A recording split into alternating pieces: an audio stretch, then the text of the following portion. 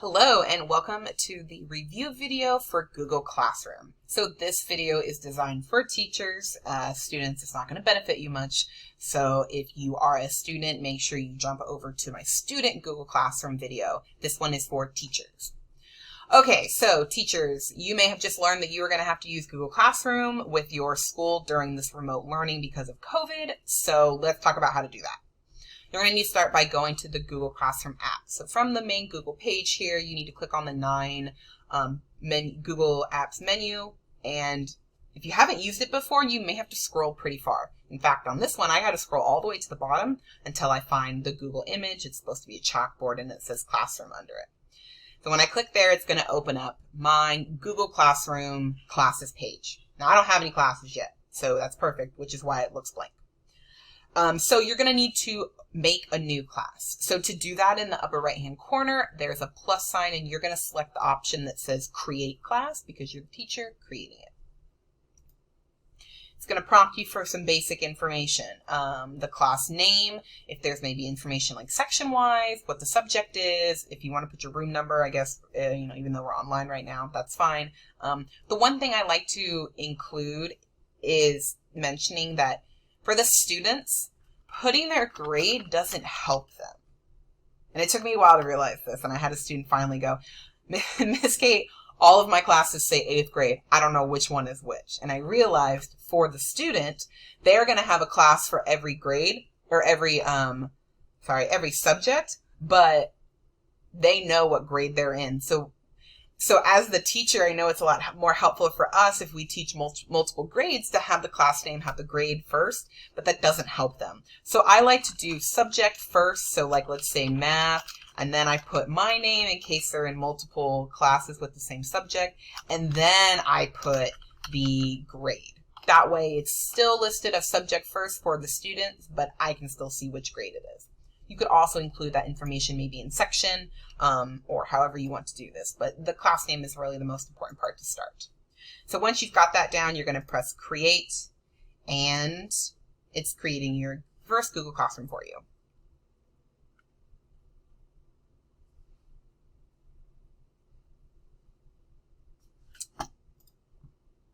There it goes. Okay, so you now have your first Google Classroom. The theme was automatically selected, probably because I put math, but I can always change that. So let's go over the basics here. I'm going to X this out, although it does do a tutorial for you as well, but since I'm going to talk about them, I'm just going to X out all the tutorials and go through. So the first thing that you want to ask yourself is, am I holding my classes online through Google Meets or online through Zoom or some other platform? If you are using Google Meets, there is a really cool thing that the link to join the Google Meets group chat or group video chat can be listed right here at the top page. So if you are going to be having your classes on Google Meets, I would recommend right off the bat, you're going to click this. It says generate a Meet link, and you are going to say, yes, please generate one for me. And I want it to be visible to my students. Now when I click save, notice the link is changed right here. This is great for my kids that were struggling with the where do I go? Where do I go? It's literally listed and clickable on the very front page of my Google Classroom. However, if you are not going to be holding your classes on Google Meets and you're using some other kind of platform, I recommend you take this down. To do that, you're going to go to the icon here of a gear for the settings. And if you scroll down, you can see Meet as an option. And you can just go ahead and click it off. I don't want it to be visible to my students. Now when I save this, this link is not visible to students. That's why it's got the cross through it. Okay. The other thing I always tell teachers to start off with is I want you to think about how much commenting you're okay with. And what I mean by that is students are able to automatically, like by default, comment or add posts to the main page here. As a middle school teacher, that opens up nightmares for me. So I immediately shut that off. So to do that, I go back to the settings. And if you scroll down, one of the items here says stream, and notice it automatically has it connected so that way students can post and comment. You can make it so that way students can comment to a post that you put, but they can't start their own. Or, to be honest, this is what I do. I just say, no, I don't want my kids posting or commenting at all. If they have a question, they can contact me directly. So I make it so that way only teachers can do that. But that's up to you depending on your kids and your grade. Another thing is you can change the stream. So let me jump back real quick to kind of show you what that actually is. So this main page, the one that we started at, is the stream. I compare it to like a Facebook wall or a main kind of posting area. I like to, this is where your students are going to be sent when they join their class first every time. So if you have something new, you're going to post it here as information. And it's going to be kept on the wall or on the stream there for them to see at any time. So any updates, maybe the to-do list, anything like that, I'm going to add here. All of my students will be able to see this once I post it.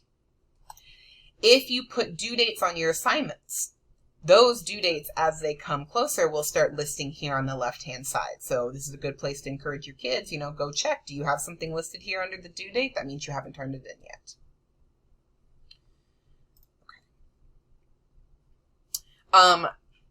Next thing we're going to talk about is how to add people. So let's say I've decided all of the kind of settings that I want for my class, but I don't have any kids yet. Well, that's okay. There's two ways to add kids. You can invite them. So you're going to go to people. You can add teachers if you co-teach, or maybe your principal or some member of admin want to be able to have access to your Google Classroom. You would add them as a teacher, but you need to add your students. So there's a little image of a person with a plus sign, and I can just start typing in the email addresses for all of my kids. When I start to type it in, let's use my personal one, and I click here, I can continue adding more and more people as much as I want as I'm adding students, and then I can send them the invite. When I click invite, let me remove this person for now. When I click invite, it just sent somebody an email inviting them to my class. However, notice what just happened. G Suite tries to protect our students, and they do that by requiring that your students' emails are your student emails. So for a lot of schools, if you're using G Suite, you do need to check with your admin. You may not be able to invite an email address unless it is from your school. That depends on the settings that you have set up. So in this case, I can't add my personal email because my personal email isn't under my school email list of domains. So it keeps you from adding strangers in, and it prevents other people from trying to join your class if they're not one of your students. So you would have to make sure you are adding students in order for it to work, or it may, like this is telling me it's not okay because it's not a student underneath my school, which is fine. But I just want to show you how to add that. The other way to do it is to give them a code. So the code for each class is randomly generated. It's a series of letters and numbers sometimes. As you can see, the one for this one I made is right here at the bottom. But it's also, if I go back to stream, on the main page here, and I can click it to make it bigger. So this is great for telling kids, this is the code to join my class. So if you give them the code, they can add themselves. And so if I gave them this code, so I'm going to just copy it for the sake of just copying it. If I go back to my classes, like where we started, if you remember, when I went to add and create a new class, it looks just like this for the kids too. They're going to click join class instead, and it prompts them to put that class code in. And that's where they can put in the class code and click join, and then they get to enter in that way. So it depends on how you want to do it, if you want to invite them or if you want to give them the code to join it. But that's how you get kids added to your class. Once they start to get added, you can see them under people, and they will all be listed right here. Okay, so let's say you've added all your kids to your class, and now you're ready to get started with some assignments. All of the assignments are going to be given through classwork, which is one of the options up at the top. Now, you're going to start by simply assigning something. An assignment is usually like a document or a directions on where to go to another website to complete the assignment. quiz assignment usually automatically creates a Google form for you right away, so that way it can be turned into a quiz. And I have another video on that as well if you want to look at Google Forms later. If you just kind of want a survey, you just want to like ask the whole class a general question, you can do that through the question option. If you're just providing materials, so like, so for example, like I give all my kids a math glossary list at the beginning of every year, I can add it as a material that will just always be there for them to use. The last type of assignment you can do is a repost or a reuse. So if you, like, let's say you do a morning activity every morning, you don't have to create that assignment again and again. You can click repost and it will be listed here as a previous assignment that you can just redo if you've done previous assignments. So that's great for things that you do on a regular basis. You can just set them up to be reused again and again. The last thing under the create option are topics. I think topics are great. You can do it by week or by specific subject. I've seen people, if you teach and your curriculum is designed week by week, then maybe your topics are going to be, week 1, and maybe you're going to make another topic that's week 2. This is how you do it. Or if you teach by unit or by subject, so let's say, first we do integers, and then maybe I'm just, say another topic is then later we do functions. I know those aren't the same grade, but so as you can see, as I've been adding these topics, notice they're showing up both in the center here and on the left-hand side. It's kind of like an active table of contents. As long as you have a posted item underneath the topic, when the students go to their classwork, they can click on the specific topic and it opens up everything related to that topic. It prevents from students feeling overwhelmed by having a long list of stuff. So you can pre-post things, but to tell the kids, we're only on week 1 right now, so go ahead when you get to your classwork, click on link 1, and that's all you need to focus on. It's up to you as a teacher how you want to do it. I do mine based on topics because we don't have the same thing every week, but I know like younger grades do full week sessions, and so that might be good for you. Just to note, from the student's point of view, if you don't have any item posted underneath a topic, the topic doesn't show up. So if I had a student right now in this class, they would not see any of these topics because I have nothing posted under them. So keep that in mind, that if you don't have something posted under the topic itself is not going to exist for your students. Okay. I want to show one of the biggest mistakes that I see when we're assigning assignments. So let's say we've created a Google Docs and it has the directions, and you want to send that to your students and you want them all to write a 2-paragraph response to it. That's great. So you're going to start by giving it a title. So, writing response. You may give the instructions, whatever they are, open the assignment and write 2 paragraphs with full sentences. Yeah, we'll do it like that, okay? So there's a bunch of different features you can do here when you're giving an assignment. You need to start with, do you want the assignment to go to all students? So if you're doing differentiation, when you have different assignments for different kids, you can do that on Google Classroom. When you select the all student option, I don't have any students, so there's nothing listed here. But if I did have students, all of your students would be listed under all students, and you would be able to just check and uncheck every kid if you wanted to keep them out or intentionally include them in an assignment. You can give it a certain number of points, or you can leave it as ungraded. You can give it a due date. If you give it a due date, a date and time, that's how it pops up on our main page to remind them that it's due. This is where your topics come into play. Let's say this is related to week 1, so I'm going to add it to topic week 1. If I have a rubric, I can add the rubric here, which is a great feature because then you can encourage your students to look at the rubric before they start an assignment. Now, the big mistake that I see is people go to add. They add from their Google Drive, which is wonderful.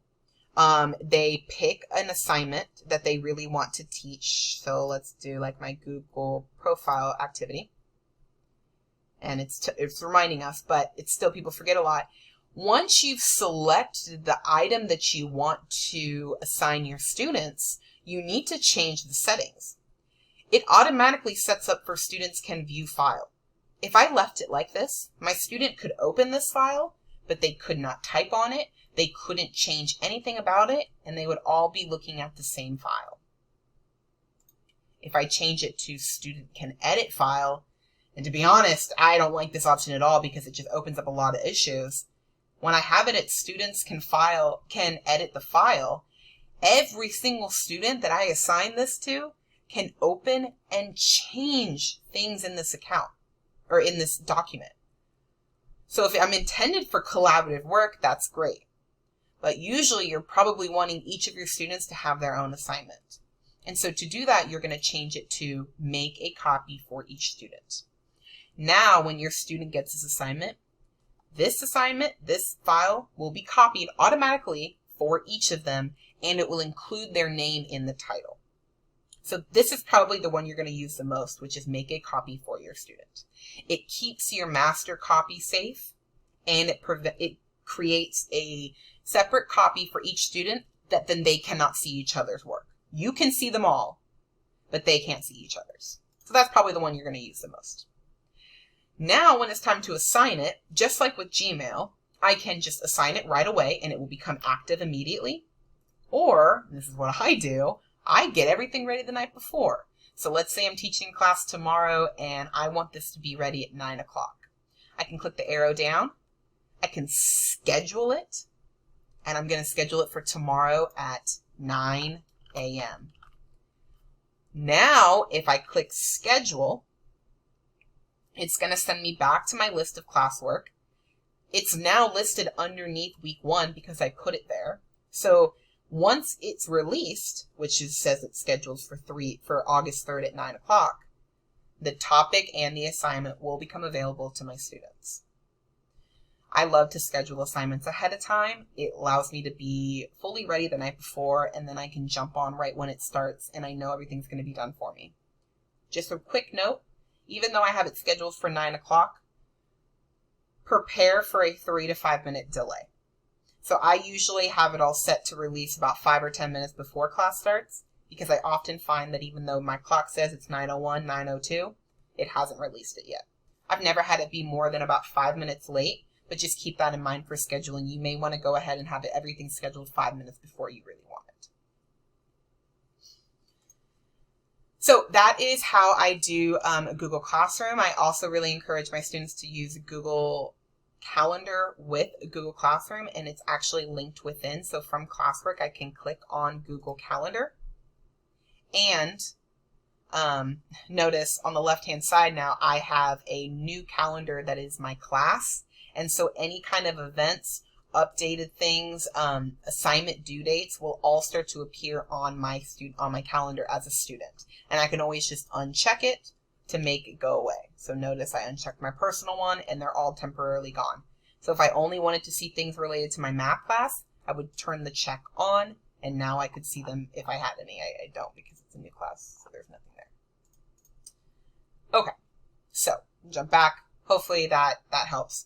The other thing on here is Google Drive. So every time you assign something to your student and it makes a copy for them, it's going to automatically create a folder that's called Classroom under your students' Google Drive. And that's where all of their things are going to be stored that come through Google Classroom.